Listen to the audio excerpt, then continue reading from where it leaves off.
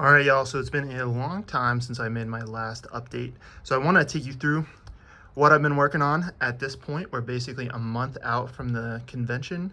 The convention, our games fully booked out, so the pressure is on to really deliver here. So hopefully we'll do that. So we're about a month out. I am a history teacher, so at this point of the year, I'm basically done with work, at least teaching classes anyways. I've got about 30 hours of curriculum work I'm supposed to do for the district, but I can basically do that at my discretion. I don't have to go into the building to do that. So in these 4 weeks, the goal is to get as much done as possible. And I was kind of banking on this time just being able to really crank out. So that being said, you're probably going to see basically daily updates from me. Almost, maybe not daily, but every couple days I'm going to be posting project updates on where we're going. So the first thing, I know I haven't posted in, probably over a month or whatever it was, but I want to take you through what we have gotten done so far, what the next stage is. So I'm going to basically been cranking out on the barbarians. So we'll start over here. Did some kind of noble riders over here. Now in the Battle of Strasbourg, the Germanic nobility actually dismounted, so these guys will probably just, they're armored and they're quite well equipped and whatnot. They'll probably just stand in as regular horsemen. And then we've got the leader here. These are aventine and footsore miniatures, and I think they actually mix together perfectly. I think the sculpting is very comparable. The horses are basically interchangeable, everything. So they're both from the Goth ranges. So over there, so now we've got the first bulk of the infantry. Now these infantry are mainly assembled from a bunch of different sources. So they're footsore miniatures mixed in here. There is footsore miniatures mixed in here.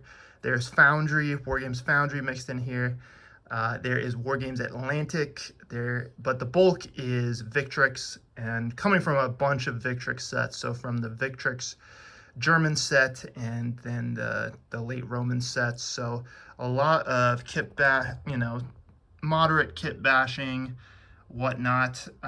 So I do want to make a little video at some point in the next week or so on how I did this, because I think all these manufacturers blend in really well if you do it the right way, and I'm gonna say I did it the right way.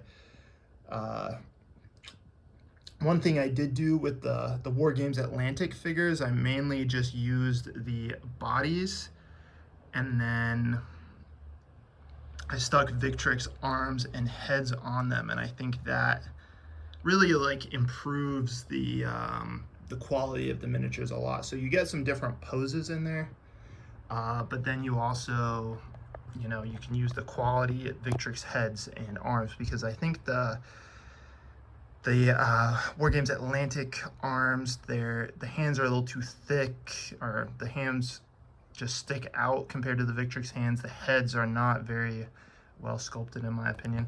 So that's the first kind of mass of ordinary warriors and armored warriors in there too. Okay, so that is one step of the project. Then we've got the next bunch of barbarians that I have done. So this division, I'm actually, these are all supposed to be Alemanni, but I'm kind of been calling this my Gothic division, because for whatever reason, they make me think of kind of Goths. So this division is kind of the Saxon division. So there's some metal, the odd Foundry figure mixed in here, leftovers from the other stuff, but mostly these are the Victrix, the new Saxon sets that they released a couple months ago. They fit with the project, so I was like, yeah, might as well add some variety here. So you'll notice the basing is a little different, so I only have so many of these kind of bases left. But I have a bajillion of these bases, and these are 60 by 40 bases, so 60 long, 40 in the back. So one thing I've noticed with kind of more recent figure manufacturers like the Victrix and even some of the bigger foundry, like you cannot fit these guys on a 20 millimeter frontage. Like I feel like that is supposed to be what the standard is. I guess, you know, people say 20 millimeters or 25 millimeters per figure. It's very hard to do that. So I think, you know, the 60 millimeter base across is the new 40 millimeter base. And actually, I think after doing all this, I'm kind of thinking of switching almost entirely over from 60. So these are 60 by 40. I even feel like these bases aren't big enough. We got to go, I think, to 60 by 50 in depth. But anyways, I have a lot of these bases, so I did this one up. So these are, these guys are using the round Saxon bucklers. You know, I don't know how I feel about those little bucklers. Did they really use shields that were that small? I know there's some archaeology there, but I don't know if I buy it. And then the final group of the Saxons. Here I did these ones with the larger shields and kind of more of a shield wall formation. So, you know, with these different shields, slightly different weapons and armor, I think these can represent different kind of Germanic cultures that were part of the force at Strasbourg. So it was an alliance, there were mercenaries, there were levies. So that is mainly what I've been working on. And these are not actually the entirety of my Germanic forces. So I've got another 150 more old school type Germans painted, like the early Imperial Roman looking Germans, but I think they'll blend in perfectly for this period anyways. Again, it just kind of, they have slightly different shields, like more of the, you know, not the oval and round shields, but the kind of, I don't know what shape that is. If you've seen ancient Germans, you know what I'm talking about. I'm just rambling here, but they have the slightly different shaped shields mainly is like the big difference, and less armored guys. So I got about 150 of those already done, and then I've got, I don't know, maybe 100 to 200. I haven't done quite the numbers that I can still paint up. And I did, with these guys, I did have some leftovers that didn't fit into these units, but not enough to make a new unit. But I've got some other random stuff sitting around that I might pull together another unit of the Saxons. Okay. So what do we got to do here? So mainly we've got to varnish all of these. I was going to do it today, but it is like 90 degrees here today and very, very humid. So I'm worried, even though I'm using this brush on varnish, which this stuff is really, really good. It's like worth its weight in gold, in my opinion. I've had some bad varnish experiences before, but never with this type. I'm still worried about the humidity, even though it's a brush on. And it is, let me tell you guys, it's incredibly humid here. I'll just do it early tomorrow morning before the heat and the humidity start while it's still cool in the morning. So all of this stuff has got to get varnished. The Saxons, obviously, they've got to get their mud basing on, and then these guys all need their grass and tufts and whatnot done as well. So that's what these guys have got to do. Then I've got a bunch of other dudes to assemble and spray. And again, I'm not going to spray them today because it just seems like asking for trouble. And by spray, I mean prime. Seems like asking for trouble with this heat and humidity. So that'll be probably either not late at night, obviously, but evening or early morning kind of activity doing that spraying. So I want to get all that assembly done, get them all prepped up. So that'll be kind of the job for this evening while I'll probably just watch some TV and do that. So in the background, you can see starting to assemble some baggage. So I'm still waiting for orders to come in, but I ordered a shit ton of mules and carts and stuff like that, and casualty figures as well. So that is kind of like the lowest priority, but well, it's basically, we got to get it done, I think. All right, so I've been doing a lot of rambling here. What else did I want to say? Okay, so I want to put together a table. I know Ranger, if you follow his updates, he's got a table where he's just got everything for the project put on it. I got to secure a table and do that. I want to get everything laid out so I can just see it, you know. I've got a lot of administrative stuff to do, like pulling together the actual final army lists, putting it in a way that it can get printed and whatnot. So I really actually have to hustle on that and actually get stuck into that. So that will be an important thing to do. I'm going to try and do that this week. I've just been busy with this and that and, pushed it off. All right, finally, what do I want to talk about?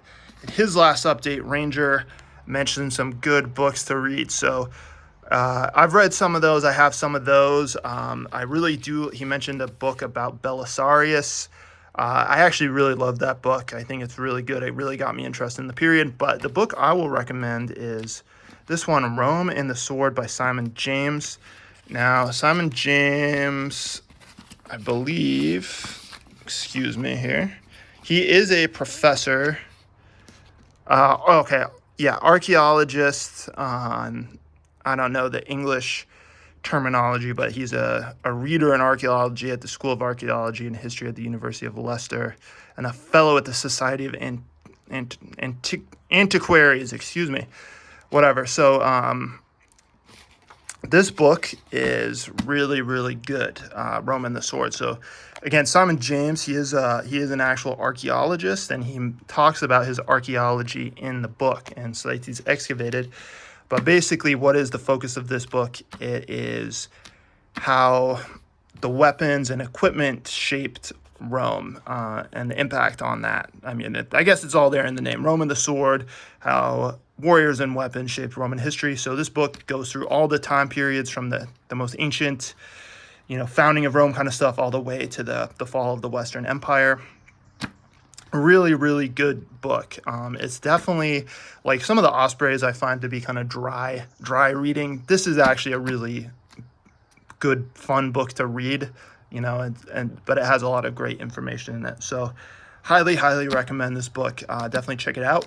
The other book actually I'll recommend really quickly, and I don't have the hard copy of it because I was reading it on the beach a number of years ago, and the sun melted the binding of the book, so it ended up falling apart over time. But the other book I would recommend is called Soldiers and Ghosts, and I can't quite remember the name of the author off the top of my head, but if you Google Soldiers and Ghosts, it should come up. And that book is somewhat controversial, but I would say required reading.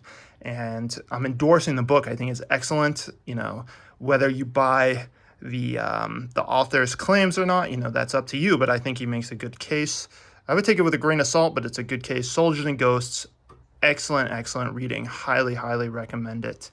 Top tier book.